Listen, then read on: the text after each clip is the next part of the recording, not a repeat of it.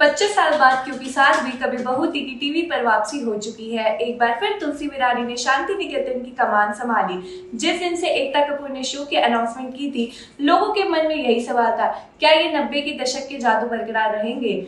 आइए जानते हैं कि शो का पहला एपिसोड पुरानी यादों को कितना ताजा करने में सफल रहा। क्योंकि सास भी कभी बहू थी की पहले एपिसोड की शुरुआत थीम सॉन्ग रिश्तों के कभी रूप बदलते हैं, नए नए सांचों में ढलते हैं से होती है। इसके बाद तुलसी विरानी बा और सास सविता विरानी को श्रद्धांजलि देती हैं। दादी सास और सास को याद करते हुए शांति निकेतन में कदम रखती हैं। शांति निकेतन में तुलसी और मिहिर की 38वीं वेडिंग एनिवर्सरी की तैयारी चल रही होती है। पूरा घर तुलसी और मिहिर की वेडिंग एनिवर्सरी की सेलिब्रेशन में जुड़ा हुआ है, लेकिन मिहिर को इस खास दिन के बारे में भूल जाता है। सीरियल में ट्विस्ट तब आता है जब मिहिर ने तुलसी को सरप्राइज करने के लिए वेडिंग एनिवर्सरी भूलने का नाटक किया था। कितना बदला शांति निकेतन। मिहिर जो पहले आदर्श बेटा हुआ करता था, अब वो आदर्श पति और पिता है। पिछले 25 सालों में तुलसी विरानी की जिंदगी में कई बदलाव आए, लेकिन इन बदलावों के बीच में कभी उन्होंने अपने बच्चों को संस्कार के आंच नहीं आने दी। आज भी तुलसी विरानी परिवार के सदस्यों को जोड़कर रखती हैं। पहले एपिसोड में ये भी पता चलता है कि करण, शोभा और हेमंत अब शांति निकेतन में नहीं रहते।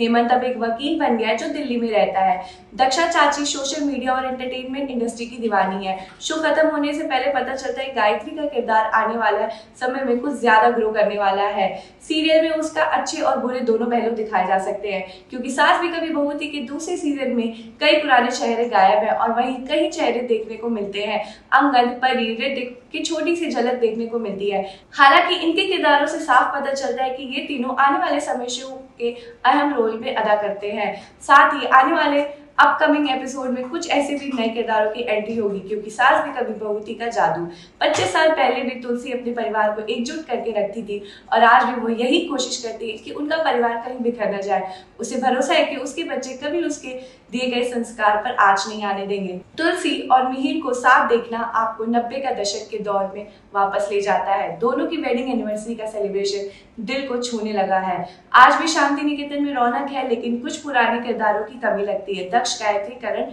नंदिनी, हेमंत, शोभा, इन सबको देखकर तुरंत जुड़ाव महसूस होता है। एकता कपूर ने पूरी कोशिश की है कि पुरानी और नई दोनों पीढ़ी को जोड़ पाए, जिनमें वो सफल भी नजर आई हैं। तुलसी और मिहिर एक बार फिर दर्शकों के दिल पे उतरते दिखे।